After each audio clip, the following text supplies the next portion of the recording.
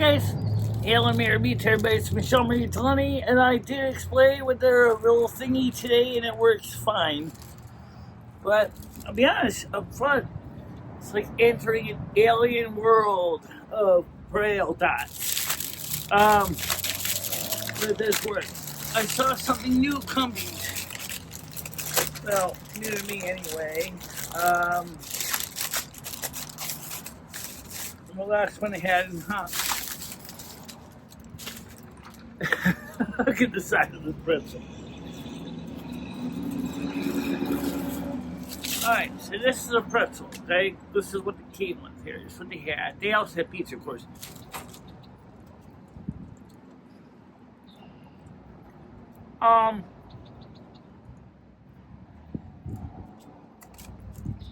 It's a little dry. I think the other pretzel shops are better. But, yeah, it's not bad, I guess.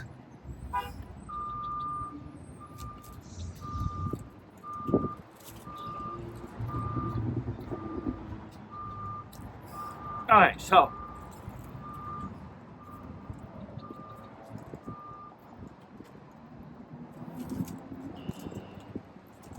Something told us go. Well,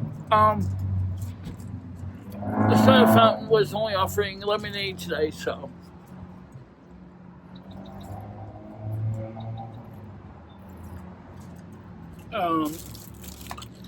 It's not bad lemonade though.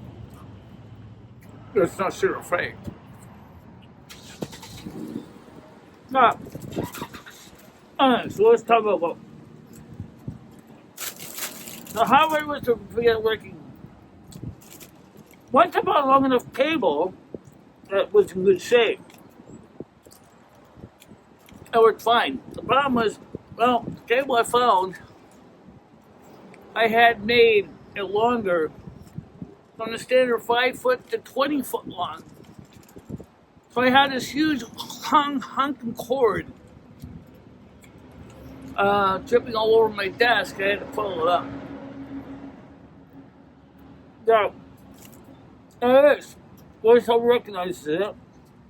It connects fine. Everything works. But my brain is having a hard time wrapping its head around the world of dots. Now, you have to understand that I grew up mostly sighted almost all my life. So, for me, dealing with a bunch of dots is kind of weird because I don't really understand it.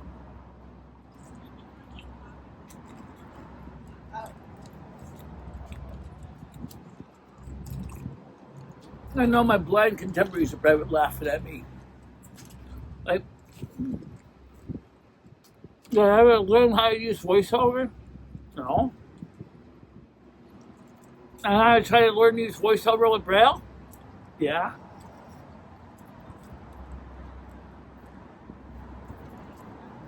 Another thing is you learn how to use VoiceOver first? Yeah.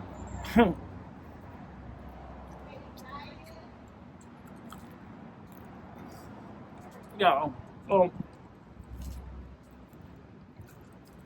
I love the salt in the pretzels. I love these big pieces of salt crystals.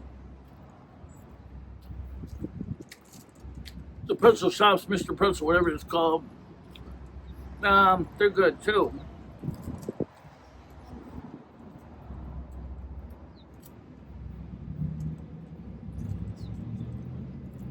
So, the point is,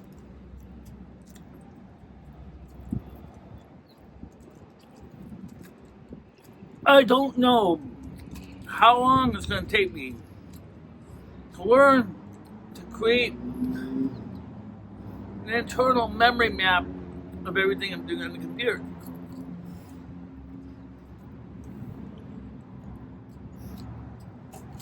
tell you what, on VoiceOver, that is the main interface. And it helps you to go to certain screens, places on the screen, like the desktop, your taskbar, your dock, whatever, okay? And then there's commands to read those things.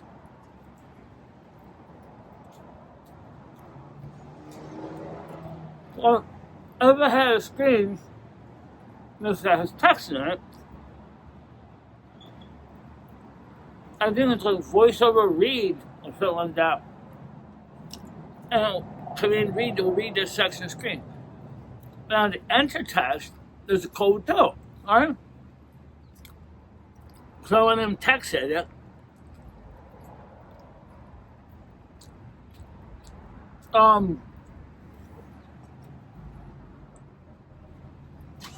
I was able to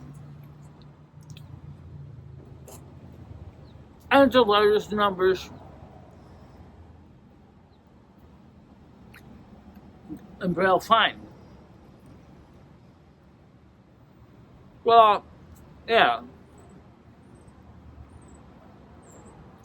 Except now you get 8 dots instead of standard 6. You can set for 6 dot.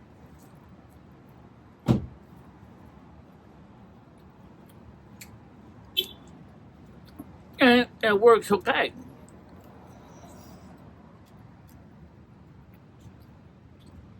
But I had a good question. Can VoiceOver itself be connected to a separate audio device? So that the speaking could have to go through a simple example, a pair of headphones. Think about light. Let me just leave Braille eyes for me. If you are using VoiceOver,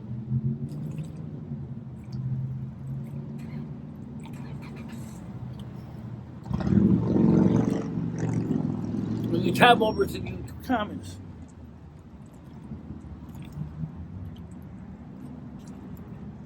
like a sound man from Blind the Billionaire doing.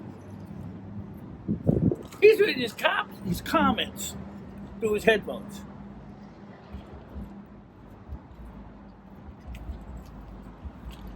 At speeds I can never do. I mean, it's ridiculous. You know, words from it he's reading. Or he could be reading to him. I tried it with VoiceOver.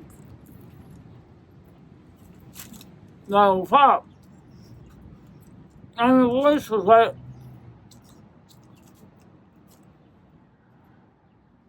35 words a minute. Yeah. Okay. So 35 words a minute. So it's spitting them out like a machine gun. And my stupid Asperger's brain is like, can't catch them fast enough. It's like a pitching machine. Like in a batting cage. It's spitting a ball faster than you can hit them. Spit, spit, spit, spit, spit, spit, spit, spit. Leaving you dazed and confused. And in the case of a pitching machine, probably a little physically hurt. So by the time they're trying to use the bat, baseball bat, to hit the ball. If I missed 3 balls. They go, well, I gotta slow up pitching machine out, because if I can't get a batting in time, I can't hit the ball. No, it's the same thing with voiceover. So I set that up the way to slow it down.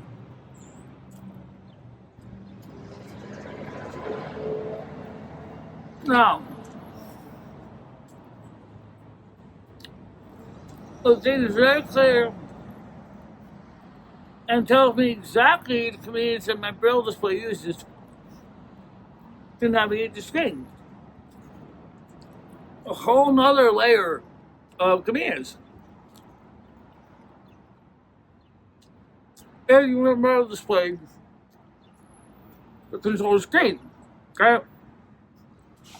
So you got a whole other layer of commands for just the Braille display. Plus you got the keyboard commands on the regular keyboard. The highlight is nice. That will read and display on your screen a Braille display look, so you can see what it looks like.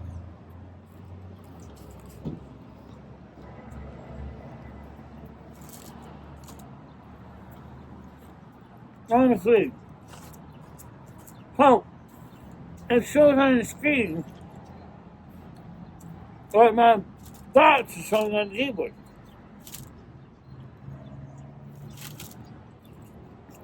Which is very good to me because it'll refresh my brain.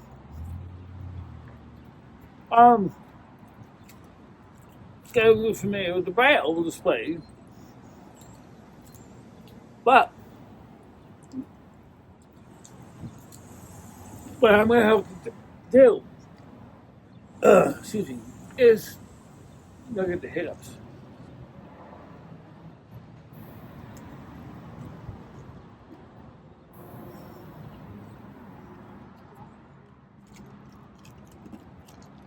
With something ain't half bad. It's not super sour or anything.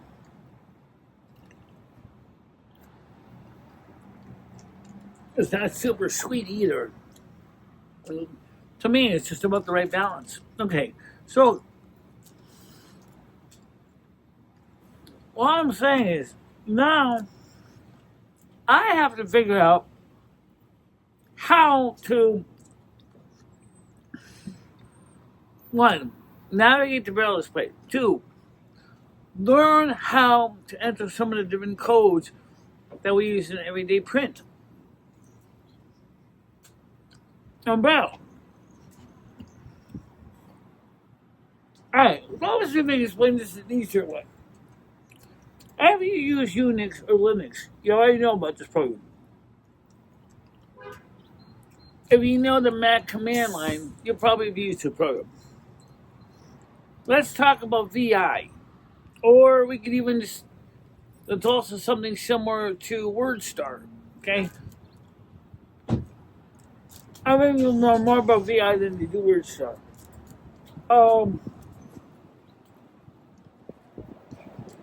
When you first start the program, and you see the cursor on the screen, you'll probably sometimes, oh, I can start typing. Nope, not yet, because now you're in command mode. For example, you have to do I for insert, for example, to enter a letter or numbers, case like that. Say, let's just separate I, which is the most common first command you can run, right? It's going to show on the bottom of the screen, it says insert, and then you're typing away, yada, yada, yada, whatever you're typing, and then you press the escape key, and then you're back to command mode. Now, with all that stuff you just entered, you can delete words, change words, copy lines, paste lines. You can make multiple lines in the same line. Trust me, for when I was doing the script for Silver Moon, that actually made a lot of sense. It makes it a lot simpler. Well, apparently VoiceOver does the same thing. So, I text over to the text window, okay, and when I type something, I have to hit a command to insert the characters.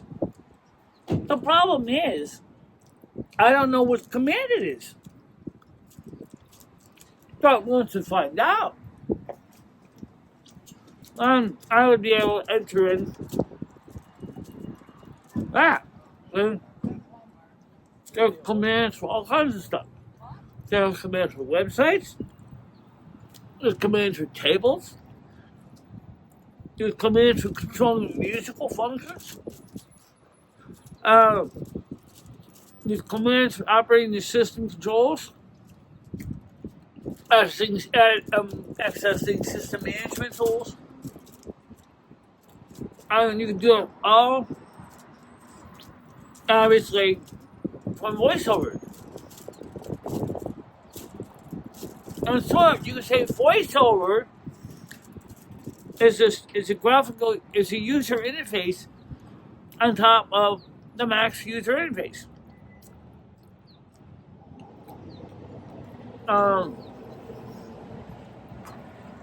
What it is something like JAWS is built into the computer.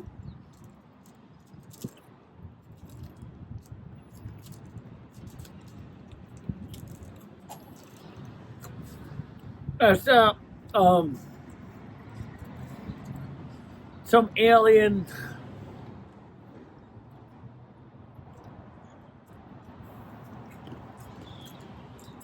unfortunately Windows doesn't have this.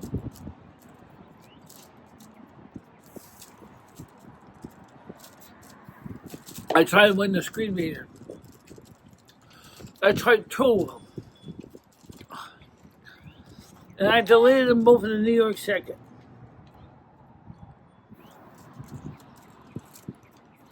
First, I tried JAWS. JAWS immediately said to me, oh, well, you're going to have to pay $99 a year. I'm not paying you $99 a year. What do you think I am? I'm Gloria Vanderbilt? I mean, if you're talking about a blind person on disability to pay you $99 a year to use a piece of software that sounds like a robot.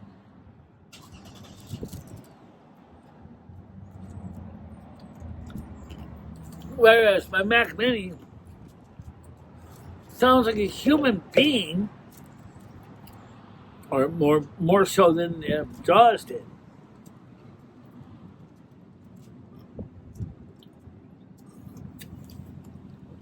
I thought that was absolutely asinine. I really did. I mean, I think it's a great idea, but sorry, I can't afford that. Okay? So I didn't buy it. Now,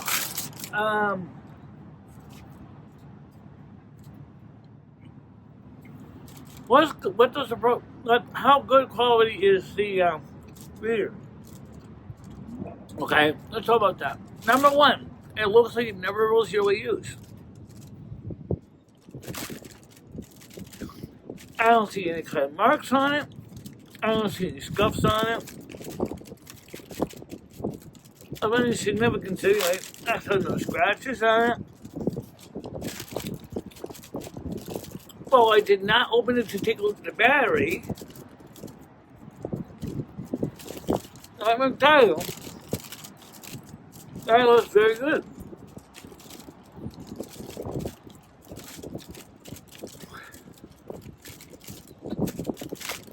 Clearly, when I got it,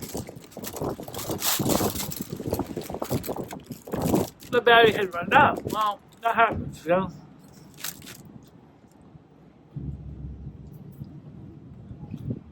But when I plugged in the USB cord, it started to charge right up. So.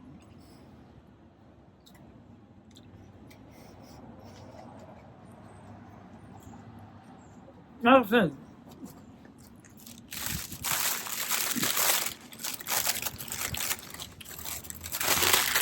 to use a serial port device.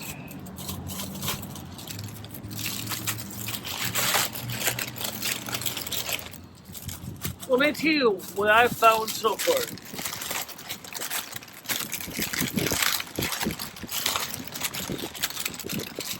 Serial port device.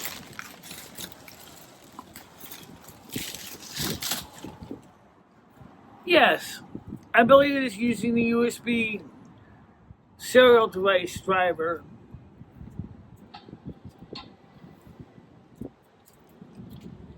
that, since the Mac recognizes that box, it's probably using a serial device driver that's specifically fine-tuned for the Braille display, for the Versa Braille. I'm going to refresh the Braille. It's in.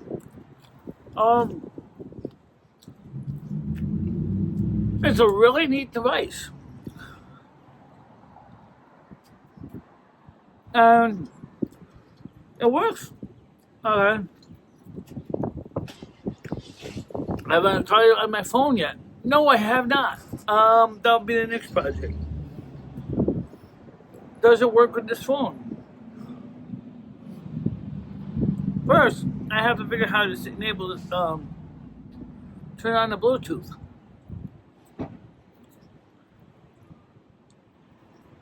To get into pair mode. I'm going to do that. It should pair right up. Or kind of plug it into my phone directly using OTG. Or do I really want to? I mean, that's that last one. Do I really want to? Well, honestly, I'm not going to load that thing around the house with a phone. Okay?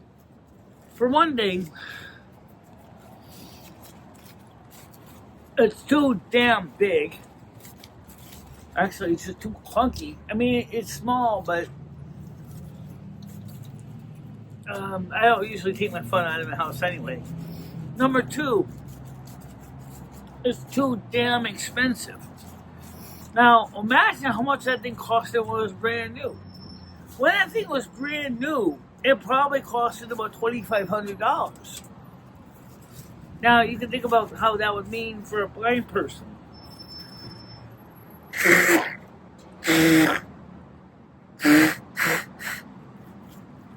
Unless your local Lions Club chapter or other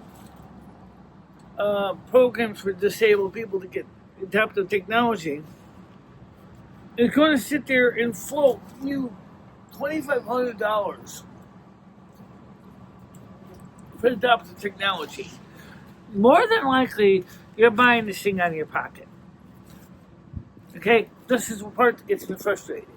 Now I have it. Now I have to figure out how to learn how to use it. So for me, it's like trying to learn. It's like someone dropped me in Japan with no English speaking people around. No Japanese people to speak English. Everything's in Japanese. And then you're sitting there, you're trying to figure out, just to find out where the ladies' room is. Something tells me you're going to make a puddle. Which you can't figure out where the toilet is. Okay, that's exactly what I'm talking about.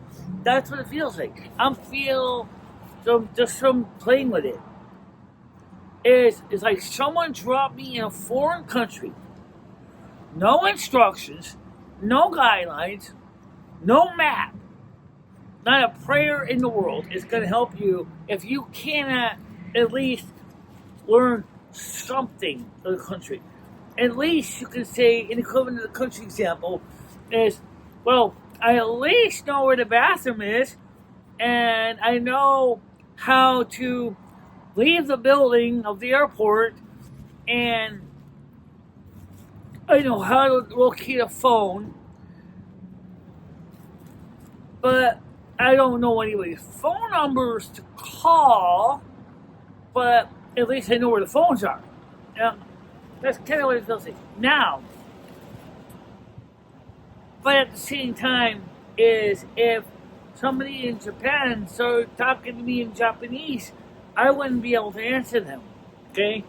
Because I don't know Japanese. But if they speak to me in English, I might be able to hear them, and I might be able to respond because I know English, right? So, it's the same way with this voiceover thing. Because there's codes that you enter. Like voiceover made a, voiceover made a R, I think it's read. But which one is to enter text? I don't know. So this is the stuff I have to learn. So clearly, it's going to be really, really hard for a sighted person, even if their sight is crap, it doesn't matter. Because you still have to enter a whole new inner space. Now, everything is in tabs. Okay. Alright, the tabs takes hard to understand. I mean, they used to work with something called screen on my Linux machine. Okay? Where every window, you have multiple windows. Okay? And each window, you hit Control A. Something like Control A. I think it's Control A, C to create windows. And to go to different windows, it'd be like Control A, 1, 2, 3, whatever. Maybe I'm wrong. It's been a long time. The point is that these codes are needed to navigate either the print or the Braille device to that. So that if you're reading the screen on the window, it probably works with the Braille too. So if I say, let's say I send a message, and text it, and I say, "Hi, Tiger Kitty, this is MicheleMarieDalene, period. Still playing with this software, enter. Just letting you know it's weird, enter." That's my line. Now, to read that, if I'm voiceover, I think it's voiceover, which is command, a control option, then R for read, and it'll read that. At the same time, it probably will show up on my Braille display. The dots are going to go flying up and down, 18 dots at a time. So, okay, so you're going to scroll on using the middle line, end line, and really end line code. Then you got the cursor, or you got the joystick that lets you read second, third line, up, down, whatever. It's weird. It's weird, but I can kind of wrap my head around it, but it's just weird. Okay, so enough of that. All right, let's talk about something a little more obvious. It's sunny out here. It's nice out here. This is the kind of weather I've been looking for months. Weeks, definitely. Where it's nice and sunny and warm and not covered with snow and rain and slush. I don't mind winter at all. But to be honest, I'd rather be outside when the weather's like this. Okay. Yes, I do things in the house too, but like I said, now I got this one thing started. Now we can work on learning more about this display. And I can see if the company has updates to firmware. Let me review the manual on that, because I do have a manual that talks about how to get the firmware updates and things like that. That it needs to run it under Windows. Oh God. Yeah. Windows. So you have to use the other Windows program. Oh, no, not necessarily. It can never be updated on the Mac. Just when I fire up VMware, it's going to go, oh, do you want to connect this to Windows or do you want to connect it to Mac? In this case, I would connect it to Windows one time. And then I can do the American Printing House for a blind firmware update, utility for Windows, and see if I can update the firmware, if there's any update. The firmware actually might be up to date already. That's what we're going to do next. So the point is, that's what we're doing, and it's a start. So why didn't we do a vertical stream out here? The last time I did a vertical stream out here, we had a problem. It interrupted it and got cut off. And I didn't even know about it. And stupid me kept talking like a moron. You weren't a moron. It was awkward. Awkward. You bet. Awkward. So instead of getting awkward, I'm going to just record the video and upload when I get home. Because I got to show you this setup. I really do. You got to see this to believe it. As far as why did I make a cord that was over 12 foot long? I have no idea why I made a 12 foot long USB mini B cable. Maybe you're hoping that you could use it when you're sitting on the bed watching videos in your old flip phone. Maybe. Okay, that might be. Well, the point is, it worked. Okay. It's just ugly. So, I'm going to go buy myself a brand new cable because the one I made, I found, works, but it's ugly as hell. Okay? I want a nice cord that doesn't look like some derelict at a Skid Row or some mad scientist laboratory. And that's what it looks like. So,